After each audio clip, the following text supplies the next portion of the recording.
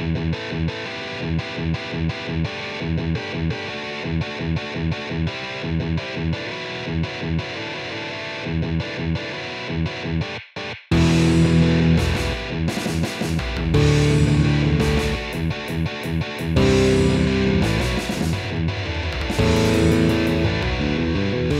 et bienvenue à Board Game Duel, le podcast sur les jeux de société où deux jeux s'affrontent dans un duel sans merci. Je suis votre hôte Vince et je suis avec Sam, pour la 100e fois.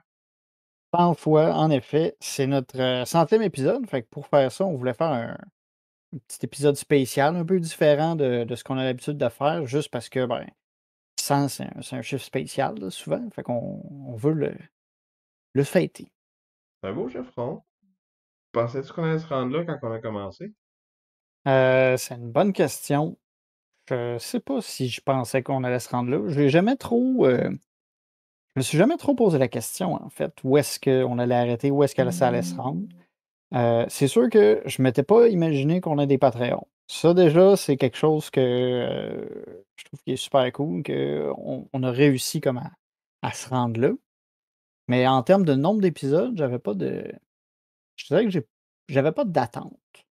Non, moi Puis non plus, toi? au début, j'étais comme, on se lance, puis on essaye, puis on voit si on aime ça, puis si ça marche, tant mieux. Puis à date, ça a l'air de quand même bien marcher. Fait que, moi, je suis prêt pour un autre 100. Ouais, on va s'enligner là-dessus. Fait que, avant de plonger dans notre épisode Ask Me Anything, ou en tout cas foire aux questions, demandez-moi n'importe quoi. Je sais pas trop c'est quoi la variante francophone du AMA. Mais avant ça, on va faire un petit retour sur notre épisode de l'an passé, qui était le mont Rushmore des auteurs de jeux de société. Fait que dans cet épisode-là, Sam et moi, on discutait de différents auteurs de jeux qui étaient iconiques pour essayer de dire ce serait quoi comme les pères fondateurs du jeu de société. Ouais, les 4 plus influents sur le hobby, mettons. Soit en termes de qualité de jeu, mais de quantité aussi, là. On avait plusieurs bons candidats. Ça n'a pas été facile d'en choisir juste 4, là. Je vais vous laisser aller réécouter l'épisode si vous ne l'avez pas déjà écouté pour découvrir c'était qui nos 4 choix, là. Je sais pas si je remettrai les 4 même aujourd'hui, là. Ce serait intéressant peut-être de refaire l'exercice, là. On le fera pas là, parce qu'on n'a pas le temps, là, mais moi j'avais trouvé ça très cool comme épisode. Je me rappelle qu'on avait eu beaucoup, beaucoup de commentaires là-dessus parce que évidemment, quand on fait ce genre d'exercice-là, ben on n'a pas le choix d'en laisser des très bons candidats en dehors de la montagne, puis ben ça soulève les passions souvent, ça. Oui, puis tu sais, là, on essayait de prendre des auteurs aussi, on les sélectionnait pour leur longévité, entre autres, là, parmi des auteurs qui ont produit des jeux il y a longtemps, mais tu sais, il y en a encore aujourd'hui qui changent la game pas mal avec leurs innovations. Fait que, tu sais, d'incorporer peut-être plus des jeunes auteurs avec ça, ça pourrait aussi changer la dynamique puis créer de la discussion. Fait que c'est ça, on vous invite à aller écouter cet épisode-là ou le réécouter si vous l'avez déjà écouté. Tant qu'on Puis, a des downloads de plus, c'est bon. Que vous l'écoutiez, le réécoutiez, réécoutiez. Que vous l'écoutiez pas, mais que vous fassiez juste le downloader, là. Toujours bon pour nous. merci Sam. Quel coup de pub. Fait que maintenant, on va parler des jeux auxquels on a joué récemment. On va commencer par une extension d'un jeu que j'apprécie beaucoup. Fait que c'est l'extension Bloodlines de Dune Imperium et de Dune Imperium Uprising. Parce que c'est une extension qui est sortie après Dune Imperium Uprising. En fait, c'est la première extension qui sort depuis. Puis l'extension est bâtie pour être compatible avec les deux versions du jeu. Alors, ce qui change principalement, c'est que tout ce qui a rapport avec les nouvelles mécaniques spéciales de Uprising sont exclus quand tu joues avec la version originale du jeu. Principalement tout ce qui a rapport aux espions. Sinon, tout le reste peut être incorporé facilement dans le jeu de base. Donc, ce que Bloodlines va rajouter, en plus de rajouter des cartes dans tous les decks, puis des nouveaux leaders, c'est principalement deux mécaniques supplémentaires. On a la mécanique des Sardaukar, qui sont en fait des unités de combat qu'on va pouvoir recruter puis amener dans les conflits. C'est juste qu'à chaque fois qu'on va acheter un sort de corps, les sorts de corps peuvent juste être achetés sur certains emplacements sur le plateau. Une fois qu'on l'a acheté, on achète aussi une habilité de commandant. Puis ces habilités-là sont actives si on envoie un sort de corps se battre. Puis à chaque fois qu'on recrute un sort de corps, on rajoute une habilité de commandant. Puis dès qu'on a un sort de corps, toutes les habilités sont actives. Fait que c'est comme une façon souvent de se donner soit des ressources supplémentaires à chaque fois qu'on l'envoie en combat, ça nous donne aussi des forces de combat dans certaines situations, soit si on a assez de réputation avec une faction ou si quelqu'un envoie des vers, ben, on a plus de force. Il y a plusieurs capacités différentes. On peut juste pas avoir les mêmes capacités 2 fois. Les sorts de corps aussi, c'est des unités qui, vu qu'ils viennent avec ce pouvoir-là, c'est qu'il faut payer des solaris pour pouvoir les envoyer dans notre réserve. Fait que, tu sais, ça coûte un peu d'argent les ramener, mais étant donné qu'on en a juste un, en fait, qu'on a juste besoin d'un en combat pour déclencher toutes les habilités, ça peut être avantageux de comme avoir une petite réserve de sorts de corps, puis juste en envoyer un à la fois se battre. Fait que comme ça, on peut réactiver nos habilités plus fréquemment. En tout cas, moi, c'est la stratégie que d'habitude j'essaie d'adopter en jouant avec ça, là, c'est d'en avoir au moins 2 sortes de corps dans mon armée pour pouvoir alterner comme ça, puis être plus efficace avec ces habilités-là. L'autre module qui s'ajoute, c'est le module Tech, qui prend beaucoup d'inspiration de l'extension Rise of X, qui était sortie préalablement. Fait que je dis que c'est drôlement inspiré de Rise of X, dans le sens où c'est des tuiles technologiques que tu peux acheter. Pour pouvoir les acheter, il va falloir dépenser de l'épice. Puis, une fois qu'on a acheté la technologie, ben, des fois, il y a des technologies qui nous donnent des bonus quand on les achète, mais c'est des effets qui vont avoir différents impacts sur la partie. Fait que, tu Ouais, dans notre toutes les partie, ils n'ont pas eu d'impact du tout, là, me semble. Je pense ben, on qu'on en a pas on a joué une game à 3 joueurs. Ben, en tout cas, moi, j'ai joué une game à 3 joueurs, puis il n'y a personne qui en a acheté.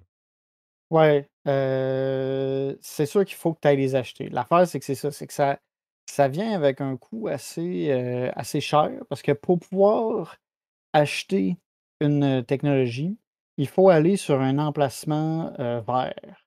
Les emplacements verts, dans Dune Imperium Uprising puis dans Dune, ils ont toujours un coût en Solari pour pouvoir y aller, ou presque, là. Il y en a peut-être un qui est gratuit, mais de façon générale, ça te coûte des Solari.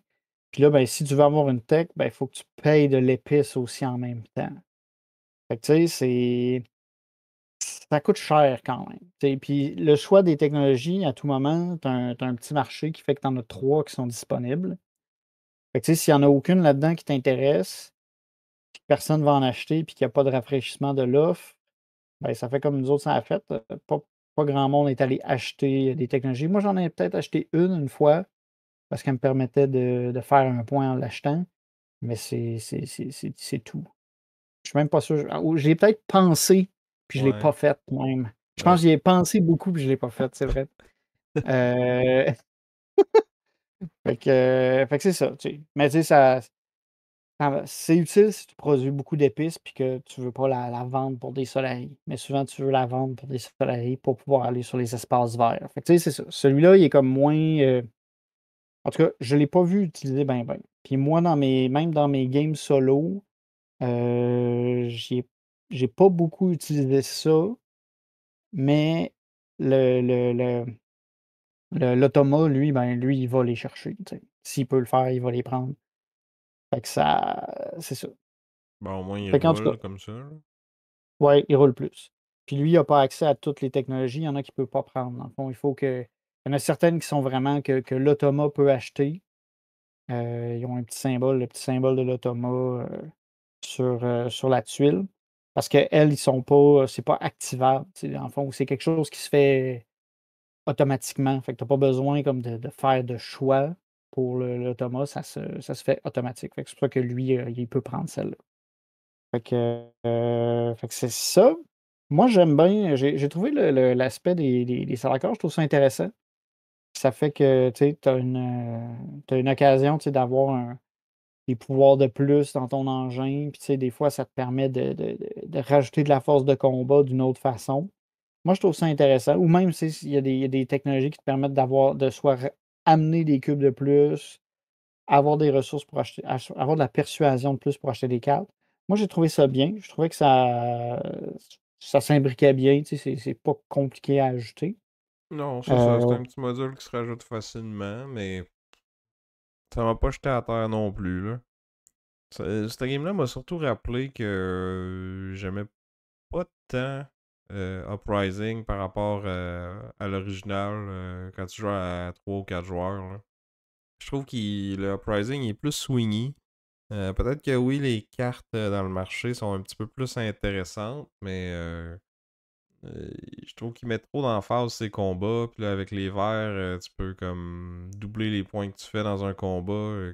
C'est déjà que faire un point dans ce jeu-là, c'est 10% de ta game. Là. Ben, avec un combat, tu peux en faire 4 d'un coup.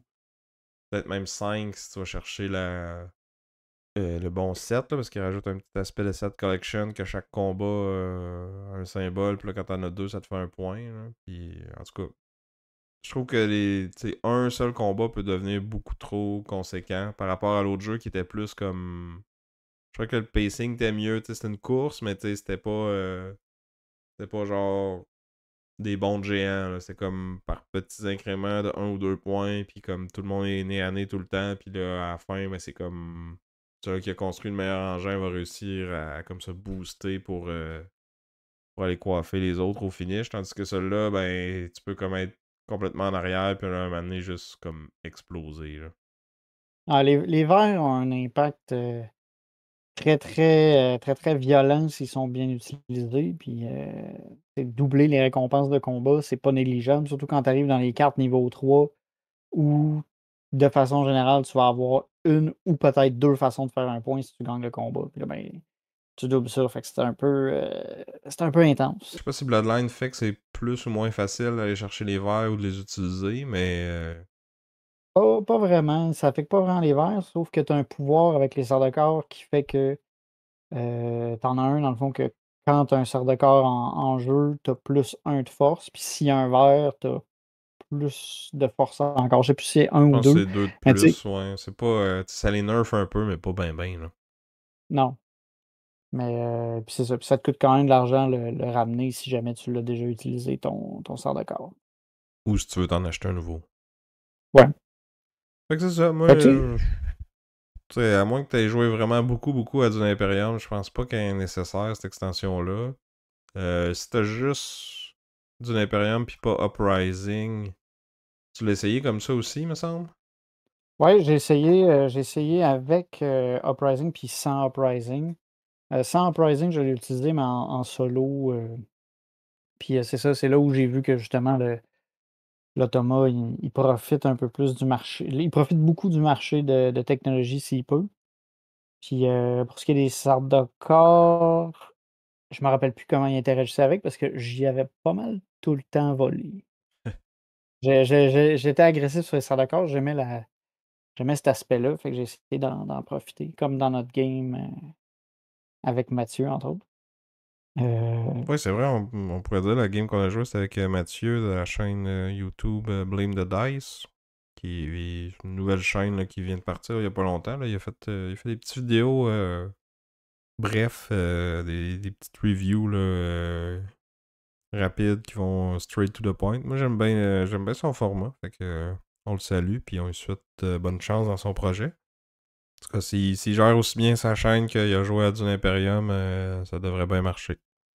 ouais, il nous a fait on parlait des verts, justement, il nous a fait un sale coup. Est-ce qu'il a réussi à un tour, je pense qu'il a fait 5 ou 6 points. Il a réussi à rentabiliser son verre, puis il avait assez de persuasion pour acheter un Spice Must Flow. Fait que ça a été douloureux ce tour-là. Puis il avait réussi le tour d'après, tu sais, là, il a déclenché la fin de la game. J'ai réussi comme à me rendre à 10 points, mais lui, il avait réussi à monter à 11. Fait que ça a été une pas pire game. En tout cas, moi, j'ai trouvé ça intense. Donc, c'était Dune Imperium Bloodlines, extension de Dune Imperium et Dune Imperium Uprising, publié par Direwolf. C'est designé par Paul Denon encore? C'est une bonne question. Là, j'ai plus la boîte. Mais je pense que oui. Je pense que c'est lui qui l'a designé. Je checkais vite vite sur BGG, puis Paul Dennen est effectivement un des nombreux auteurs, là. Il y avait Phil Amelin, Andy Claudius, Paul Dennen, puis Caleb Vance. Fait que c'est ça. Puis toi, Sam, t'as joué à quelque chose aussi récemment? Ouais, ben, je t'ai fait découvrir un jeu que il était temps que t'arrives en ville. On a joué ensemble à Terraforming Mars, designé par Jacob Frixelius, publié par Frix Games en 2016. Moi, je me rappelle quand j'ai commencé à m'intéresser un peu plus sérieusement aux jeux de société en 2017-2018, c'était comme sur toutes les lèvres, ce jeu-là. C'était comme tout le monde parlait de ça. C'était le jeu que tout le monde recommandait, qui était donc merveilleux. Tu sais, il est encore très bien coté sur BGG, là. Ça reste un classique moderne, je pense. Puis là, dernièrement, il est arrivé sur Board Game Arena, fait que ça nous a permis d'aller l'essayer sur cette plateforme-là. Donc, Ouais. Et comme j'avais déjà dit, moi, je l'avais jamais essayé. Tu sais, c'était un peu mon. J'étais un peu gêné de l'avouer que j'avais jamais joué à Terraforming Mars. Fait que là, on avait la belle opportunité de le faire. Il n'y avait plus d'excuses, c'est parce que il n'y a aucun de nous deux qui a le jeu. Fait que là, c'était comme l'occasion parfaite pour l'essayer. Mais puis c'est ça. fait que c'est quoi le jeu? C'est un jeu de construction d'engins, construction de tableaux. On va drafter des cartes qu'on va ensuite rajouter à notre tableau. Les cartes vont avoir des coups, vont avoir des tags dessus, là, un peu comme dans Earth ou dans Ark Nova, puis bien d'autres jeux qui ont repris ce concept-là là, depuis. Je pense que Terraforming Mars a été peut-être pas le premier à le faire, mais en tout cas le premier que ça a vraiment pogné, qui le fait. Puis les cartes ont aussi souvent une condition pour être jouées. Parce que dans le fond, thématiquement, on est comme des grosses corporations qui arrivent sur Mars puis qui veulent rendre la planète habitable. Fait qu'on a comme trois critères qu'on va pouvoir faire évoluer au cours de la partie. Là, on va on va placer des océans sur la planète pour qu'il y ait de l'eau. On va augmenter l'oxygène en plaçant des plantes ou différents types de cartes qui pourraient aider avec l'oxygénation de l'atmosphère, puis on va faire monter la température. Puis les trois sont un peu interreliés parce que, tu sais, des fois, quand tu atteins un certain seuil de 1, ça te permet d'en faire monter un autre aussi. Fait que, tu sais, il y a comme un petit aspect de timing de quand est-ce que tu fais monter les choses qui est important parce que c'est pas à tous les niveaux qu'il y a le même bonus. Fait que, tu sais, si je suis pas capable de le faire monter 2 fois, ben peut-être que des fois j'ai pas intérêt à vouloir le faire monter parce que je veux pas que ce soit mon adversaire qui vienne le faire monter une deuxième fois pour me voler le bonus après, là. Mais en même temps, on est quand même motivé à faire ça parce que c'est ça qui va déclencher la fin de la game, c'est quand on réussit à remplir ces trois conditions-là au maximum. Puis aussi, comme je disais, les cartes ont des restrictions. Fait qu'il y a certaines cartes qu'on peut juste jouer quand on atteint un certain seuil d'oxygène et ou de température et ou d'eau sur la planète. Puis autant il y a Puis des... à l'inverse, t'en as que tu peux plus jouer si tu as dépassé un certain seuil. Fait que quand tu parlais de timing de cartes, ça va dans les deux sens. Fait qu'il y a des cartes qui sont faites pour être jouées tôt, il y a des cartes qui sont faites pour être jouées tard. C'est ça qui est un peu tannant parce que ça se peut que tu sais, les cartes sont pas comme gradées dans le paquet, là. Elles sont juste toutes mélangées. C'est un gros paquet de cartes très aléatoire. Fait que, tu sais, oui, on va les en fait, il y a comme deux modes de jeu, là. Il y en a que tu piges juste une main de cartes, puis tu gardes celle que tu veux, puis that's it. Ou nous, la façon qu'on a joué, c'est que tu reçois une main de carte, t'en gardes une, tu passes le paquet au suivant, fait que tu draftes. Tu sais, à deux joueurs, je pense qu'on draftait 4 cartes à chaque ronde. Ouais. Fait que, tu sais qu'il y en a. T'en prends une, puis dans les trois que tu passes, il y en a deux qui vont t'en revenir, puis il va falloir t'en choisir une de ces deux-là, là.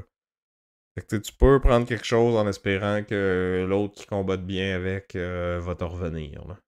Mais des fois, ça marche pas tout le temps. Non, c'est ça. Mais au moins, tu sais, mécaniquement, t'es pas obligé de garder toutes les cartes que t'as draftées. Tu peux juste comme drafter pour être sûr que l'autre les prend pas. Puis après ça, ben, on te donne le choix de lesquels que tu veux acheter. Fait que là, faut que tu payes pour les garder dans ta main. Puis après ça, il faut payer pour pouvoir les jouer. C'est ça. Mais tu sais, des fois, t'es un peu fourré que tu te ramasses avec des cartes que ils sont impossibles à les jouer ou que. Ou même, tu sais, quand t'es en début de game puis que tu peux juste les jouer plus tard, tu peux toujours te dire, ah ben je vais la garder dans mes mains puis je vais la jouer au moment opportun. Mais tu sais, des fois, ça peut être long. Puis ben l'inverse, c'est encore pire quand tu reçois en fin de game des cartes qui sont même plus jouables. Ben là, évidemment, tu vas pas aller les drafter. Puis tu sais, tu sais qu'ils vont juste se ramasser comme la dernière carte passée à la fin. Là. Il y a certains effets de cartes dans ton tableau qui peuvent te dire, ben, défausse une carte puis repige-en une, là. Mais en tout cas, moi, dans notre game, j'en ai pas vu beaucoup, là. Non, puis moi, j'en ai pas eu dans mon tableau. Fait que tu sais, c'est ça, tu un peu sujet au hasard des cartes. Puis comme tu as dit, on peut comparer, je vais faire un comparatif avec Underwater Cities où tu as cet aspect-là, justement, que les actions que tu vas faire sont gérées par les cartes. Mais dans Underwater Cities, les cartes sont gradées, comme tu dis. Fait que tu sais, il y a des cartes qui vont arriver en début de game, mais à un moment donné, ça va juste être des cartes meilleures ou plus appropriées qui vont apparaître, puis ainsi de suite. Fait que, tu sais, les grosses cartes qui coûtent cher ou, admettons, qui ont des effets particuliers qui pourraient pas être jouables en début de partie, ben, dans Underwater Cities, tu les as pas, ça. Tu subis pas ça. Alors que dans Terraforming Mars, ben, tu sais, si tu drafts au début puis que tu as juste des cartes qui coûtent 40$, ben, tu un peu pogné avec ça, puis tu pas 40$ pour les jouer. Non, mais en même temps, tu sais, après ça, tu fais 2 actions par tour, puis ça passe back and forth jusqu'à temps que les 2 joueurs passent. Fait que tu sais, en début de game, même si tu te lances avec juste des cartes que tu peux pas jouer, ben au pire, tu les achètes pas, puis tu fais rien ce tour-là. C'est un peu plate, mais tu vas passer au tour suivant rapidement aussi, là. Ouais. C'est sûr que là, milieu, fin de game, là, on commence à avoir beaucoup de cartes dans notre tableau. Il y a des cartes qui nous rajoutent des options d'action. Fait que tu sais. Puis il y a aussi des actions standards qui deviennent plus possibles, là, parce que dans le fond, le revenu que tu fais d'argent va tout le temps augmenter au fur et à mesure que la partie avance, passivement. Là. Même si tu fais rien, ton revenu augmente. Là. Tu peux acheter des cartes qui vont le faire augmenter encore plus, là, mais. Fait que bref, plus la partie avance, plus tu as des options. Fait que même si tu pas les cartes que tu veux, ben au moins, tu sais. T'as toujours des actions que tu peux faire, genre dépenser de l'argent pour faire quelque chose. Là. C'est pas ce qui est le plus efficace, tu vas me dire, là, mais des fois, ça peut te dépanner. Là. Puis c'est aussi une source de points en fin de partie, tu sais. Parce qu'il faut que tu ailles, comme payer ton accès à certains objectifs de fin de partie. Puis tu sais, ça fait partie des affaires que tu paies avec ton argent à un moment donné. Fait que, tu sais, sans te permettre d'améliorer ton tableau, mais à un moment donné, tu peux dire OK, ben, je veux débloquer le scoring mettons, des océans ou des villes ou whatever, tu sais. Puis c'est important aussi. Ouais, ça, c'est l'aspect le plus cool du jeu, je trouve. C'est qu'il y a comme. T'as les awards puis les achievements, je pense. Achievement, c'est juste comme dès que t'atteins le threshold, tu sais, tu peux prendre une action pour dire, gars, je l'ai fait ce threshold-là, c'est moi qui vais prendre les points.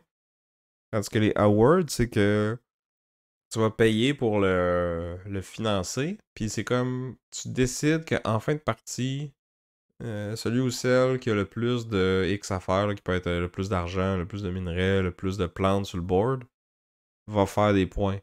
Mais au moment où tu le fondes, peut-être que c'est toi qui mène dans cette Qui mène. catégorie-là, mais tu annonces aux autres que tu veux que ce soit ça qui score, fait que tu sais, les autres vont pouvoir te rattraper, là. Mais en même C'est temps, tu ça. veux, tu veux le faire vite parce que plus vite tu le fais, moins cher que ça te coûte. Puis il peut juste en avoir 3, puis il y en a comme 5 ou 6 de disponibles, je pense. Fait que tu veux que ce soit les tiens qui soient financés, mais faut pas que tu le fasses trop tôt non plus parce que tu vas te faire. Tu vas possiblement te faire rattraper par les autres joueurs, là. Ouais, parce que tout le monde va essayer de rusher ces objectifs-là si c'est encore prenable. Fait que c'est ça. Fait que c'est intéressant, ça ajoute une petite course, mais une petite interaction entre les joueurs, parce que sinon, il y en a pas énormément, j'allais dire. Il Tu sais, y a tu en des as un cartes peu. qui ont un peu de take that, là, de genre tu vas voler une ressource à un autre ou des trucs comme ça, là, mais c'est. Puis il y a le draft, là, quand tu joues avec la variante du draft, ben là, ça c'est quand même interactif, là. Surtout qu'il y a Ouais, des mais tu cartes qui te sais, reviennent, là. ouais. Mais tu sais, c'est pas non plus ultra interactif. C'est comme tu dis, les cartes qui peuvent affecter les autres Ben. joueurs, ok, mais Non, mais prendre une carte parce que tu sais qu'elle fit bien dans l'engin de l'autre joueur, ça j'appelle ça de l'interaction, là. Surtout que t'es Ouais, pas obligé de la garder, t'es pas obligé de l'acheter, tu fais juste la trasher après, là. ouais. J'avoue que moi, j'essayais plus de focuser sur mes affaires que sur tes affaires, là. Peut-être que j'aurais dû checker plus tes affaires, là, mais bon. Ben, si je regarde les Euh, scores, je pense que oui. ouais. C'est pas si pire. J'ai pas. J'ai perdu, mais j'aurais pu manger je pense, je m'attendais à pire. Ouais, mais je Mais pense ça, que c'est rattrapé en fin de game. Parce à un que moment donné, pendant un bout, j'avais un gros écart, là. ouais. Ah oui, non, non, ça a pris un bout avant que ça clique, là. Là, à un moment donné, quand ça a cliqué, ça s'est passé un peu mieux, mais tu sais, c'était pas non plus. C'était ma première game. Ouais. T'as-tu le goût d'en refaire d'autres? Je le réessayerais peut-être. Par contre, un truc que je trouve qui est très lent au début, là, j'étais un peu. Ça me décevait un peu parce que là, j'avais goûté à d'autres choses qui étaient plus intéressantes dans Underwater Cities. En fait, on est en train de chercher un jeu à mettre en duel contre Underwater Cities. Puis là, on avait pensé à Terraforming Mars, mais là, j'étais comme, ouais, je... spoiler alert, c'est Sam qui est Underwater Cities. Fait que là, j'ai un peu de pression, là, parce que ouais, il me fait essayer Underwater Cities. Puis là, après ça, je suis comme, hey, c'est bien bon, ça. C'est sûr, je le prends. J'ai dit, non, non, je t'ai fait essayer parce que C'est moi qui le prends. c'est moi qui le prends. Là, j'étais comme, ouch, ouch. Fait que là, bon, Terraforming Mars, peut-être, tu sais, beaucoup de mécaniques, beaucoup de trucs qui se ressemblent. Mais j'ai trouvé qu'il était trop lent au départ. Fait que j'étais comme, ah, Ben, je serais ça curieux clique moins bien. de l'essayer avec l'extension Prélude qui est supposée comme venir remplacer tes premiers tours, là. Tu sais, t'as comme... Je pense que tu commences avec des cartes dans ton tableau, ta corporation te donne plus de pouvoir, plus d'affaires. Fait que bref, ça coupe un peu le début plate de la game. OK. Fait que ça vient adresser ta grosse critique, je pense. Après ça, est-ce qu'ils le font bien, puis est-ce que c'est bon, ça va être à voir, là. Mais elle est disponible sur BGA, elle aussi, fait qu'on pourrait l'essayer avec ça, voir. Ouais, je pourrais lui donner sa chance. Mais pour l'aspect carte, le gros aléatoire du piochage de cartes, ça fait mal à côté de Underwater Cities. En tout cas, on Parle-en va en pas trop, là, reparler. on va reparler dans un autre épisode. Ouais. Fait que c'était Terraforming Mars de Fricks Games. Puis parlant de l'espace, récemment j'ai joué à un autre jeu qui est dans l'espace. Puis on a parlé tantôt d'une extension d'un jeu qu'on aime bien, dans mon cas aussi. Je parle du Clan des Deux, l'extension pour The Mandalorian Adventure, qui a été designé par Cory Konichka et publié chez Unexpected Games. Cory qui a annoncé sa retraite d'ailleurs un peu plus tôt cette année. Fait que c'est une des dernières affaires sur lesquelles il a travaillé. Donc c'est une extension pour le jeu qu'on avait présenté en duel l'année dernière. Qui nous avait été donné d'ailleurs par Asmodée, là, qui le distribue ici au Canada. Mais j'avais assez aimé le jeu pour aller acheter l'extension moi-même chez notre commanditaire l'Odyssée d'ailleurs, qu'on salue au passage. Euh, donc, c'est une extension qui rajoute, c'est un peu du more of the same, là. Tu sais, on a des nouveaux personnages. Qui apparaissent dans la saison 2 du Mandalorian. Il y a des nouveaux scénarios basés sur ces épisodes-là. Donc, on a Ashoka Tano, on a Bo-Katan, Boba Fett, Fennec Shan. Fait que, tu sais, comme les... Ceux que je me serais attendu à ce qu'ils rajoutent avec cette extension-là, mettons. Puis c'est ça, on a des nouveaux scénarios. Il y a des nouveaux scénarios épisodiques, là, puis il y a des nouveaux scénarios aussi... je me rappelle plus quel terme qu'il utilisait, là, mais les espèces de modules là, que tu peux rajouter sur n'importe quelle map puis avoir une nouvelle expérience. Là. Il y en avait comme 4 dans le jeu de base, avec 4 maps différentes, fait que ça faisait comme 16 possibilités. Alors, on a 4 nouveaux scénarios, 4 nouveaux modules, fait que tu sais, ça commence à faire beaucoup de combinaisons possibles parce que tout est rétro-compatible. Là. Je peux utiliser mes modules du jeu de base sur les scénarios de l'extension et vice-versa. Là. Puis il rajoute quand même quelques petites mécaniques aussi. Là. Il y a des cartes de réaction des ennemis. Là. Dans le fond, le système de base, ça reste que tu gères ta main de carte, tu fais tes actions. Plus tes actions sont fortes, plus tu as de chances de déclencher une réaction de l'ennemi. Ben là, il y a des nouvelles cartes qui se rajoutent dans ce deck de réactions-là. Là. Il y en a même qui proposent pour augmenter la difficulté d'aller remplacer certaines cartes par une version un petit peu plus tannante de cette carte-là. Puis il y a des cartes là-dedans qui, même après avoir résolu l'événement, tu vas les rajouter dans le fond dans ton action qui avait déclenché cet événement-là. Fait que là, toutes les fois que tu vas jouer une carte là, dans le futur, ben tu vas avoir comme un petit effet, un petit malus de plus.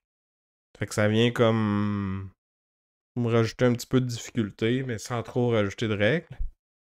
Puis on a aussi un. Il y a des espèces d'ennemis. Ben, les ennemis ont des nouvelles propriétés aussi. Là. Tu sais, avant, il y avait comme des petites compétences qui pouvaient se déclencher là, quand tu t'approchais d'eux autres, quand tu les attaquais ou quand tu essayais de te sauver. Mais là, il y en a des nouvelles. Tu as des ennemis, mettons, qui.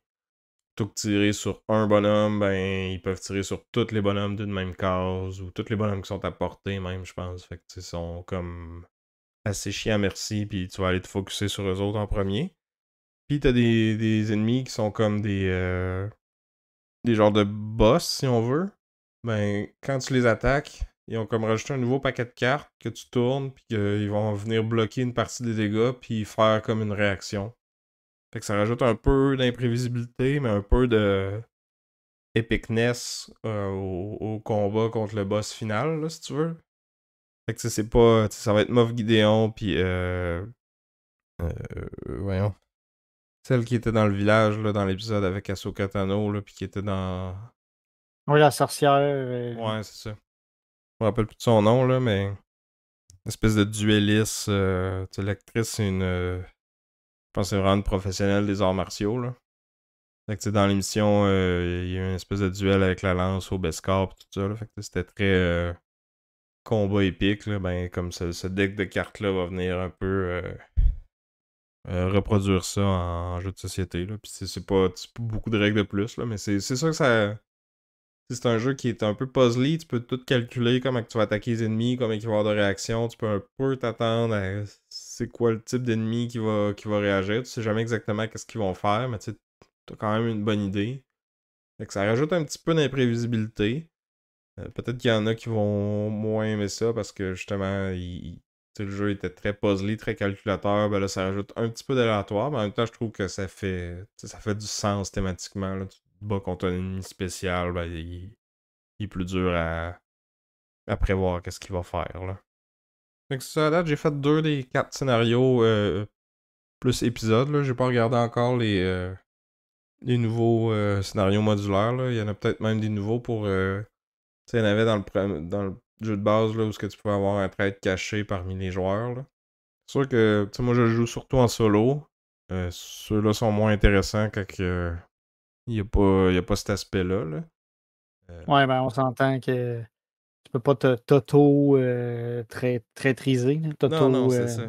Mais comme même sans ça, je trouvais que le jeu de base il m'en offrait pour mon argent. Là. Même si je l'ai pas acheté, là, mais je l'aurais acheté et j'aurais été satisfait quand même. Puis j'étais bien content d'acheter cette boîte-là puis de payer pour. Là.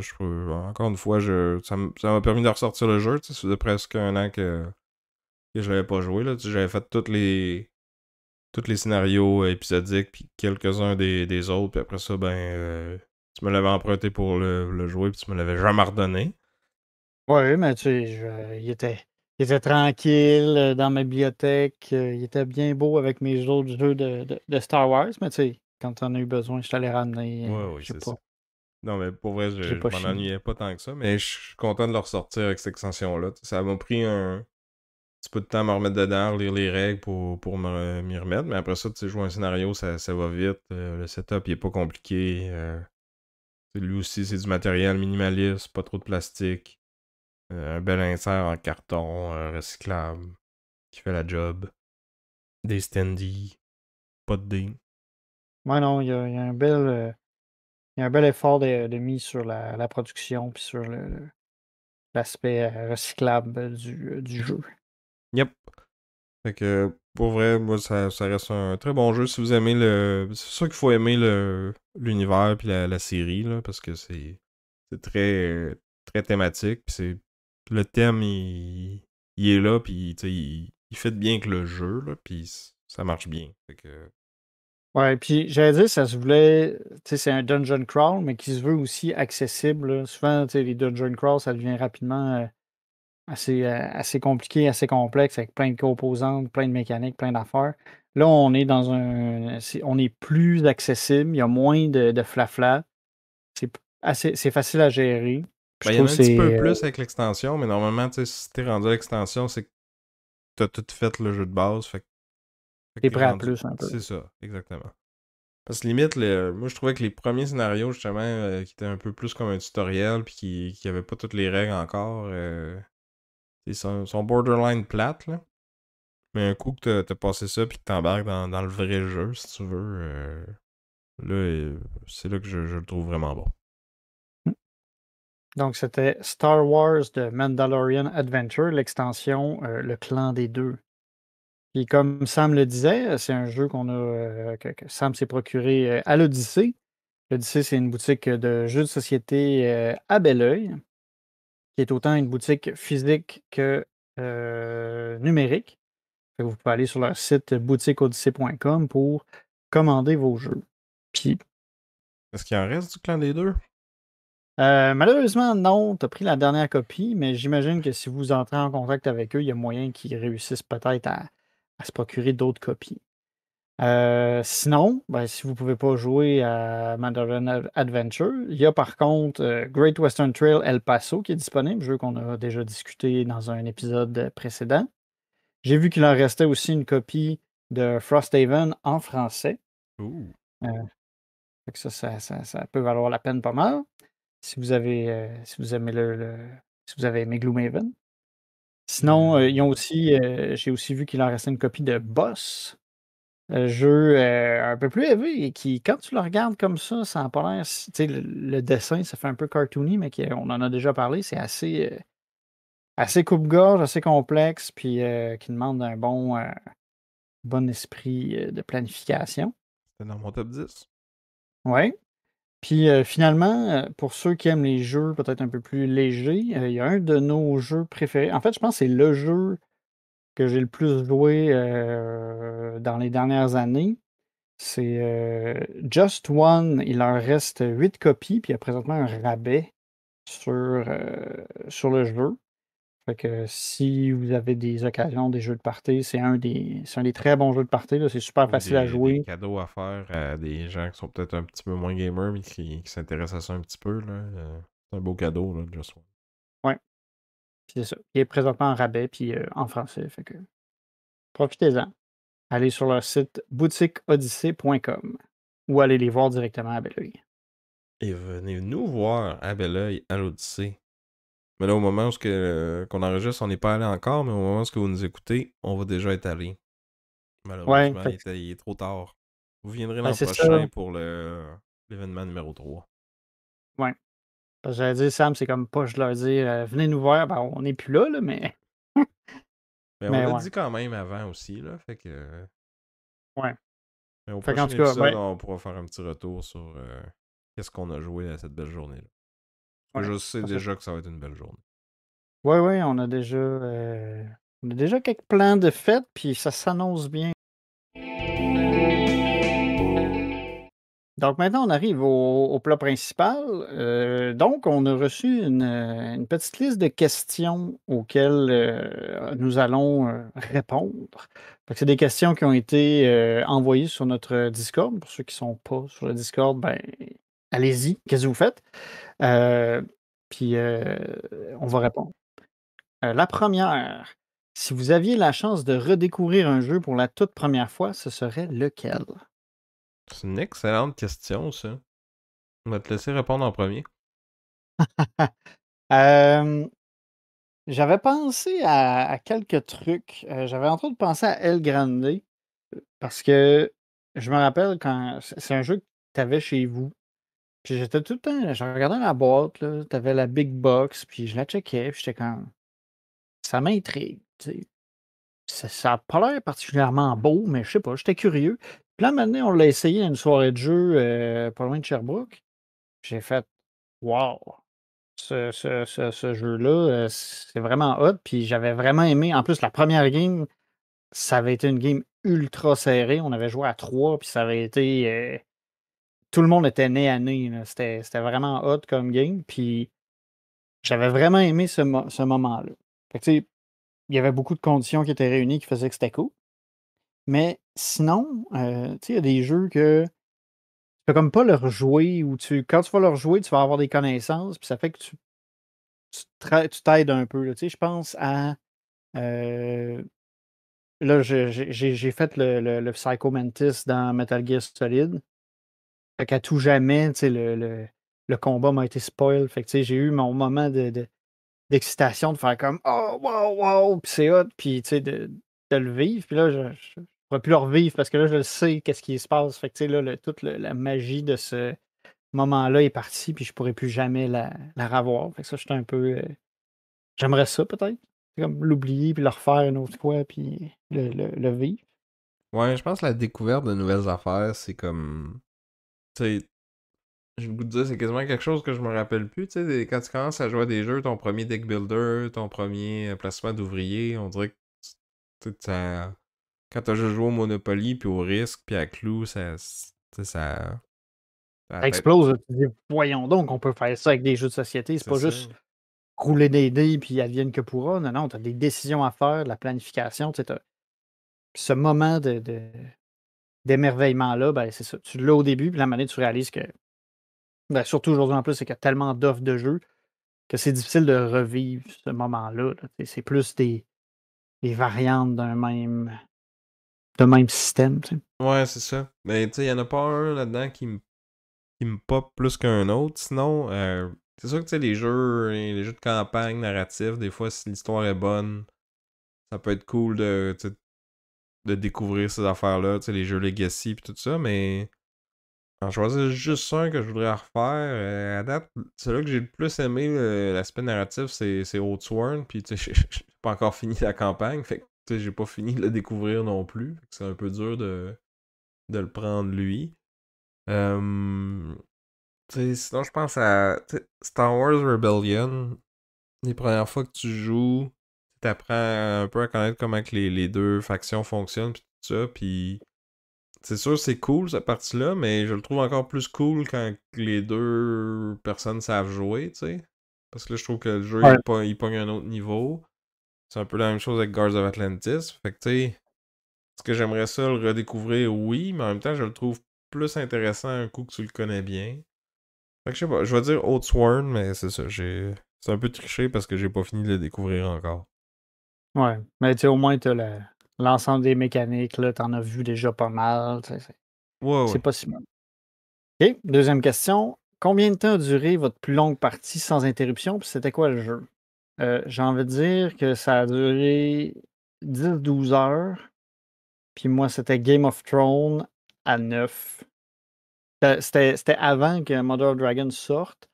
Il y avait des gens qui avaient comme planifié, qui avaient fabriqué une extension non officielle avec Essos, puis il y avait du monde de plus. Fait que, tu sais, c'était 9 joueurs, il n'y avait pas de dragon, mais ça avait été intense, là. On s'était installé dans une salle, dans un local à l'université, puis on avait passé la journée là. Ouais. Ça avait été, moi, c'est pas mal la game la plus longue que j'ai jamais faite. Tu penses? Parce que moi, j'avais le goût de dire que c'était notre game de Air Ice 10 il y a pas si longtemps. Here I Stand, elle avait commencé plus tard. Ouais, mais Tu on a sais, fini pas mal plus tard aussi. Game of Thrones, on avait fini comme pas longtemps après souper, là. c'est sûr, c'était pas genre à 8-9 heures. On avait commencé à 10 heures, me semble. 9 heures, 9 heures, 10 heures qu'on avait commencé, puis on avait fini vers. À 8 heures, puis l'autre, on a commencé à 1 heure l'après-midi. Puis, Ben là, en tout cas, on il y a eu avait les. rendez-vous à 1 heure après-midi, puis on a fini à 1 heure du matin passé. Ouais. C'est un ou Ça l'autre, en tout tourne. cas. C'était ça ou ça, ouais. C'était. Puis les deux games, on était ensemble. Ouais. C'était deux games assez épiques. OK. Question numéro 3. quels sont vos jeux à apparaître en 2025-2026 les plus anticipés? Moi, c'est un jeu que j'ai backé sur Kickstarter. C'est Revenant de Mind Clash Games. Fait que c'est le prochain Mind Clash. Puis c'est un worker placement avec un peu de tableau builder dans l'univers de Voidfall. Fait que tu as les mêmes dessins, le même imaginaire, puis tout ça. C'est une espèce de flotte de vaisseaux en fuite qui se fait pourchasser par les Voidborn. Puis là, l'idée, c'est que ben, il faut que tu réussisses à rallier les factions, puis à avoir la meilleure réputation, puis d'essayer de sauver tout le monde. Tu as un espèce d'aspect que les endroits où tu vas te placer, où tu vas placer tes workers, dans le fond, c'est des vaisseaux. Puis à mesure que la game va avancer, ben, il y a ces vaisseaux-là qui vont partir. Fait que les emplacements vont changer à mesure que la game va évoluer. Puis ça m'intrigue pas mal. Puis vu que c'est Minecraft, ben, j'ai des bonnes attentes. Puis c'est pas mal ça. Là, j'ai hâte qu'il arrive. Il était cédulé pour arriver comme fin 2025, début 2026. Je pense que ça va être vraiment clairement 2026 avec toutes les histoires de tarifs et tout ça. Ça les a un peu impactés aussi. Fait que. Puis il y a tout le temps des retards sur les Kickstarter. Fait que. Ouais, c'est pas nouveau. Mais c'est ça. Fait que c'est pas mal celui que j'ai le plus hâte d'avoir. Moi, je vais y aller avec Avalon de Rivenvale, qui est par la même compagnie qui a fait Old Sworn. Donc, c'est un jeu asymétrique de contrôle de territoire avec une thématique arthurienne. J'en sais pas beaucoup plus que ça. C'est ambitieux comme prémisse. Là. Je sais que Simon a fait une campagne avec un pitch un peu similaire. Là. Mordred, je pense qu'il s'appelait. Ouais, c'est ça. Ben, tu sais, comme. Je pense cette description-là, c'est vrai pour les deux jeux, mais de ce que j'avais lu sur les deux, les deux ont l'air quand même assez différents. C'est ambitieux, mais tu sais, si t'écoutais le pitch de Old Sworn, c'était très ambitieux aussi, puis ils ont vraiment bien réussi à combler toutes ces attentes-là. Fait que je leur fais confiance pour leur deuxième jeu. J'ai hâte d'essayer ça. Là. La dernière nouvelle que j'ai eue, il était prêt, mais il attendait avant de peser sur le bouton print là, que la situation avec les tarifs et tout ça se résorbe. Là. Quatrième question. Quel est le jeu pour lequel votre opinion a le plus changé entre votre première partie et maintenant? Que ce soit positif ou négatif. Je vais te laisser commencer, Sam. Négatif, j'ai le goût de dire Time Stories.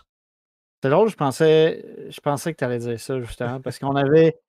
On avait quand même aimé ça au début, puis je trouvais que c'était prometteur que, tu sais, il nous laisse miroiter c'est comme un jeu un petit peu narratif. Puis il y a comme, tu sais, t'as plusieurs boîtes qui sont dans différentes époques, différents styles, puis t'es pas obligé de les faire dans l'ordre, mais si tu le fais, il y a comme une espèce de trame narrative en arrière qui nous... Ou en tout cas, ils disent qu'il y en a une, ou tu sais, il y a des petits indices mais finalement, ça a comme jamais vraiment payé tout ça, puis le jeu devient rapidement répétitif, je trouve, puis comme de plusieurs façons. Là, d'une extension à l'autre, il arrivait avec des nouvelles mécaniques à chaque fois, mais c'était un peu tout le temps la même affaire, puis faut que tu refasses la même game plusieurs fois pour le réussir, puis là, un moment donné, on dirait que je me suis tanné de ça, puis c'est devenu un des jeux que j'ai le plus. Là. Ouais. C'est vrai qu'au début, c'était intéressant. Puis ça a fait un peu.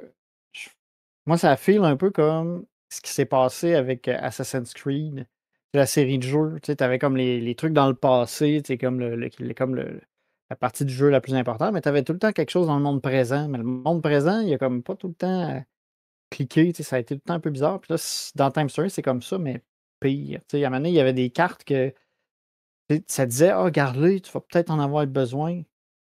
Mais finalement, jamais. Ouais. Tu sais, c'est ça, là, tu sais, j'étais comme, OK, bon, mais. Fait que c'était un peu décevant. Puis là, de ce que j'ai compris, c'est que, tu sais, à un moment donné, ils ont sorti plusieurs extensions, plusieurs modules. Puis là, à un moment donné, ça a changé carrément de système, là. C'est devenu sur un autre. C'est les boîtes bleues au lieu de la boîte blanche. Puis Mais ils ont quand même conclu la boîte blanche. Là. Il y avait une conclusion à toute cette histoire-là, puis j'ai été me spoiler puis lire c'était quoi, puis c'était vraiment décevant. Puis c'était pas mal ça le commentaire général de tous ceux qui l'ont joué. Là. bon. Moi, je me suis pas spoilé, mais je pense que je vais devoir le faire parce que je suis pas sûr qu'on va y rejouer. Non. En tout cas, ça sera pas avec moi. Euh, Moi, je vais y aller avec un truc positif. C'est Autobahn. Ouais. Autobahn, la première game que j'avais joué, J'avais pas aimé ça. non, ça a pris un certain temps avant qu'on. En fait, ça a pris que Sam il dit non, je vais le mettre dans un duel. Là. Il va falloir que tu y rejoues là, parce que tu sais, tu as joué une fois. Fait que là, j'ai fait OK, bon, ben, j'y ai rejoué, puis j'ai vraiment pas eu la même expérience. Ça a vraiment été beaucoup mieux. J'ai vraiment trouvé ça intéressant, mais en même temps, tu sais, là, j'étais comme. Je pense qu'il a fallu que je me casse les dents comme faut à ma première game, que je trouve ça pas agréable parce que j'ai pas fait le truc qu'il faut que tu comprennes dans le game, là, c'est qu'il faut que tu construises ton, ton tableau de points. Tu envoies tes employés puis que tu fasses des points avec. Puis là, la deuxième game, ça a vraiment mieux passé. Puis mon opinion du jeu a vraiment été meilleure après cette deuxième partie-là. Comme il se doit. Ben. Moi, pour positif, c'est tough parce que quand j'aime pas un jeu la première fois, j'ai pas vraiment le goût de rejouer après. Puis quand je suis forcé de le faire, souvent, Ben, forcé, je veux dire. Vous comprenez ce que je veux dire, là? Il y a personne qui me tord le bras pour faire ça, là, mais des fois, t'es dans Tu une veux y soirée de redonner une jeu, chance. il y a plein de monde, puis quelqu'un suggère ça, puis tu vas pas faire comme moi, hein? J'aime mieux m'en aller que de jouer à ça, là. Donc, il y a peut-être certains jeux pour lesquels je le ferais, là. Fait que c'est rare que mon opinion va changer après. Même si je veux y donner une deuxième chance, souvent je confirme ma première opinion. Là. Mais un que récemment j'ai rejoué puis que j'ai aimé ça, puis je me suis rendu compte que je pense que j'aime ça à petite dose, mais que j'avais trop joué dans le passé, c'est Secret Hitler. Ou tu sais, je pourrais dire Résistance ou Avalon. Tu sais, c'est les jeux de déduction sociale en général. Il y a été une époque où le club de jeu dans lequel j'allais, c'était à toutes les fois, il y avait tout le temps au moins une, mais souvent deux, trois, quatre, cinq parties de ce type de jeu-là. Puis comme à toutes les semaines ou à toutes les 2 semaines, un moment donné, tu sais, ça vient un peu tout le temps la même affaire, puis ça vire en qui c'est qui crie le plus fort.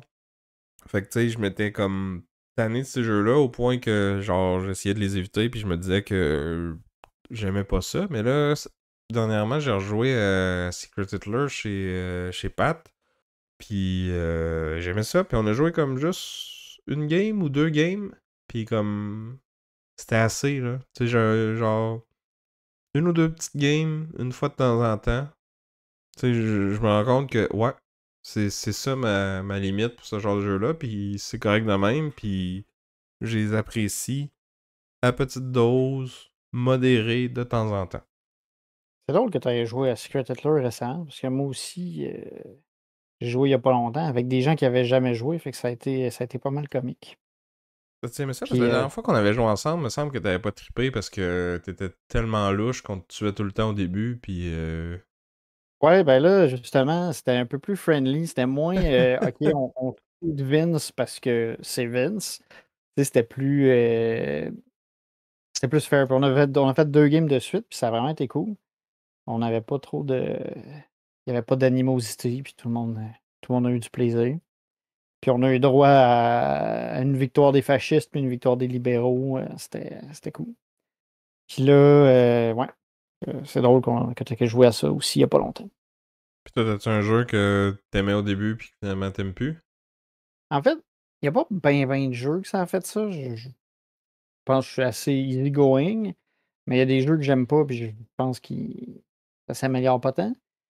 Mais ça va être drôle ce que je vais dire. Mais la dernière game de Rift Force qu'on a faite ensemble, mais je pense que c'est pas à cause de Rift Force. C'est à C'est cause de toi qui moi? s'est mis à cause de toi. il s'est mis, tu sais, parce que Rift Force, ça va bien quand t'es au même niveau. Tu sais, les deux joueurs, tu sais, puis tu te suis, puis tout ça. Puis là, ça s'est vu que t'as joué avec d'autres mondes, puis que t'as été comme sérieux dans Rift Force.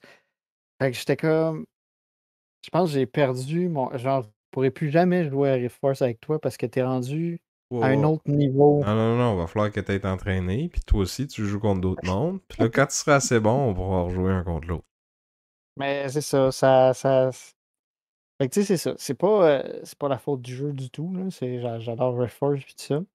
Mais ça m'a fait une game où est-ce qu'après la game, j'étais vraiment comme ouais. Genre, j'aurais pas de fun à me faire défoncer une autre fois de même.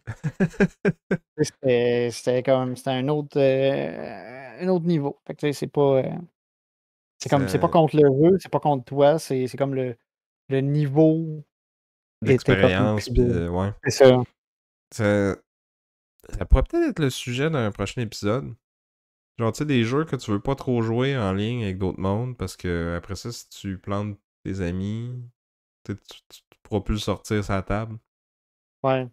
Ça, ouais. Il y aurait des trucs à discuter de ça. En tout cas, Ouais. si jamais ça vous titille comme sujet, puis que vous avez des suggestions de jeux qui fit cette description-là, vous les mettrez en commentaire.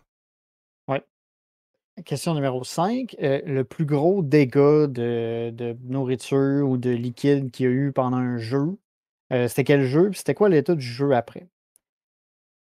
J'ai envie de dire que je vais avoir une réponse pas super intéressante dans le sens où je suis assez stiff sur la bouffe puis les liquides pas loin de mes jeux. Fait que tu sais, j'ai pas eu vraiment d'accident de jeu de même grave. J'ai entendu des histoires, là, tu sais, j'ai entendu une histoire de LP de Professeur Board Game qui a eu un accident avec son Too Many Bones, mais vu Au que c'est moins, Too lui, tu Many peux le Bones, il y laver dans avait le pas bain, là. c'est ça, tu sais, vu que c'était Too Many Bones, il y avait comme pas de problème parce que ce jeu-là, il est indestructible, là.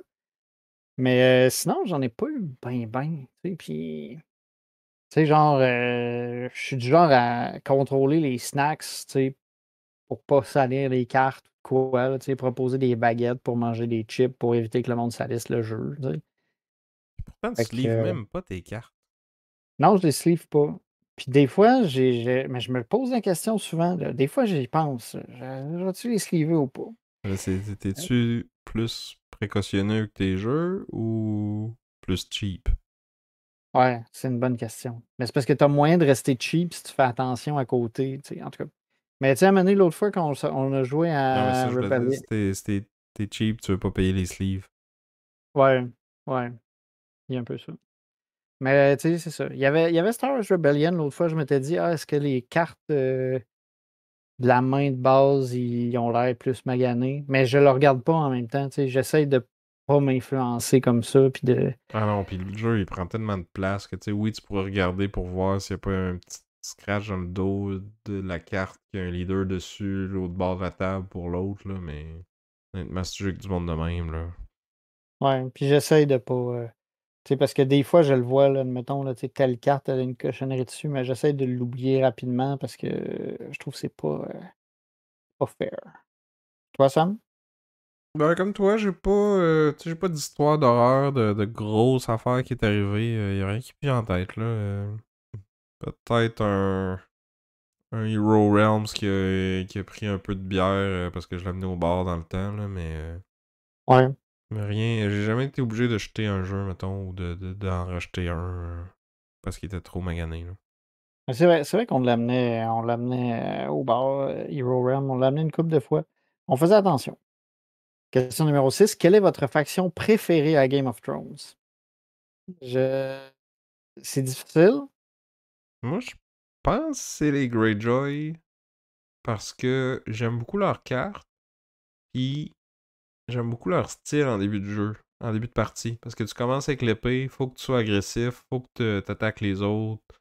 Tu sais, si tu essaies de faire juste de la diplomatie puis de rester dans ton coin, tu perds un peu l'avantage que le setup de départ te donne.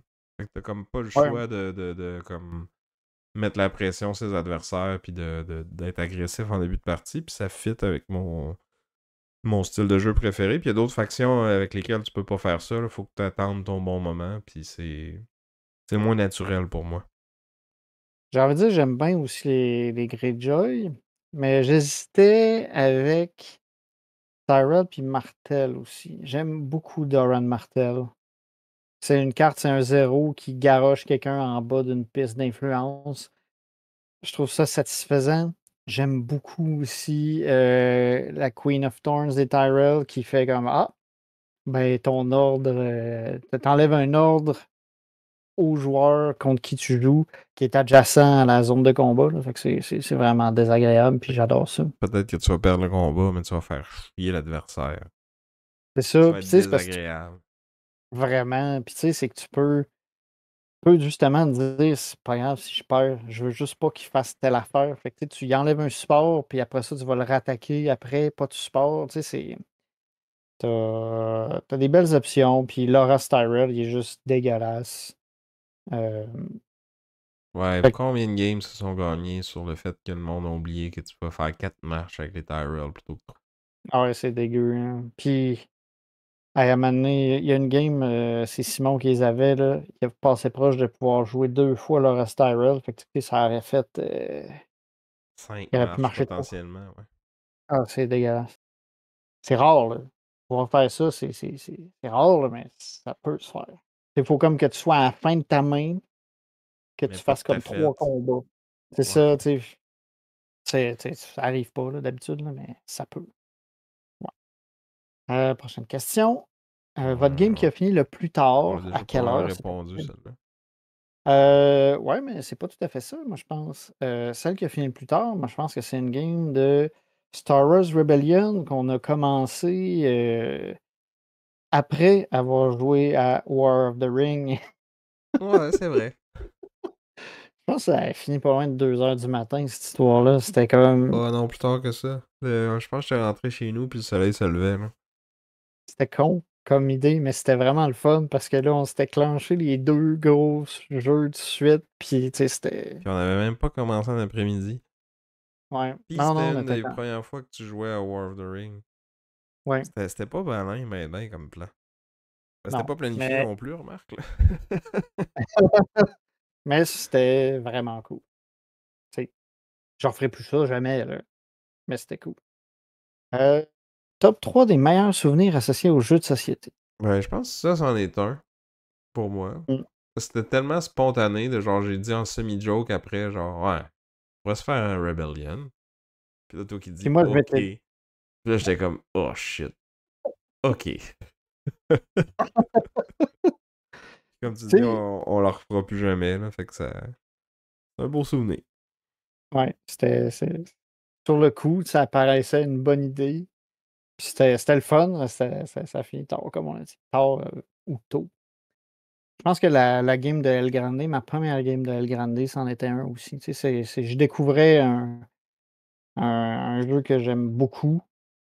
Puis en plus, la game était ultra serrée. Là. Tu sais, ça s'est décidé à la fin.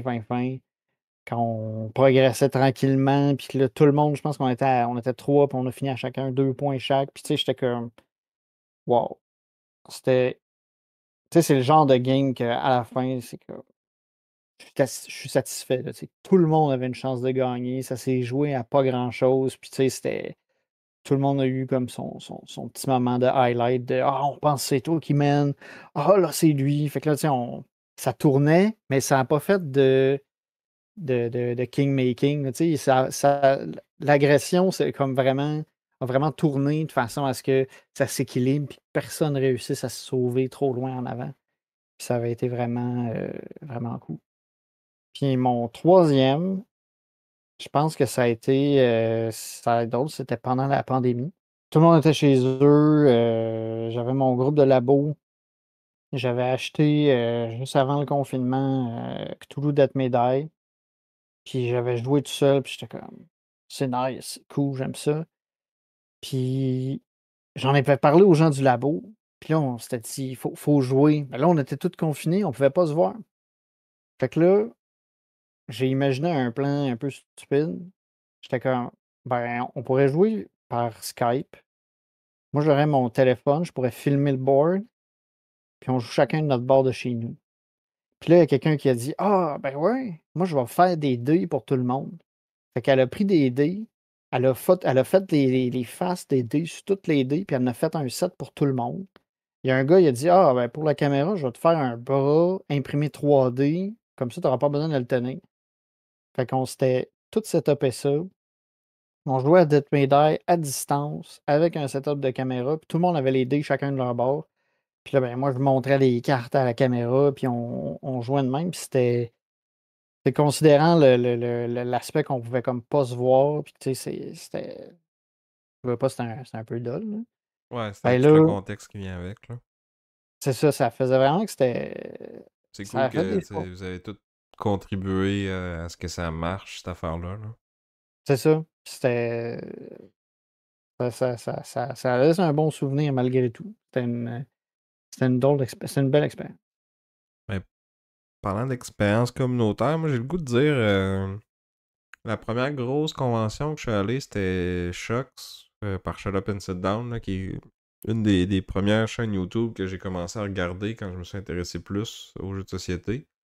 Puis dans le temps, il faisait une fin de semaine là, de jeu, un gros événement là, à Vancouver. Fait que tu sais, j'étais allé, c'est la première fois que j'allais à comme un gros événement de jeux de société.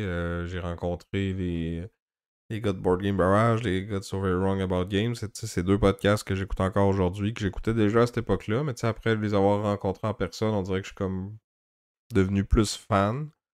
Puis c'est là que j'ai joué ma première game de Guards of Atlantis 2 avec les gars de So Very Wrong About Games. Justement. Fait que tu sais, c'était comme plein de belles premières expériences qui ont aidé à façonner le joueur et le consommateur de contenu et le créateur de contenu que je suis devenu après.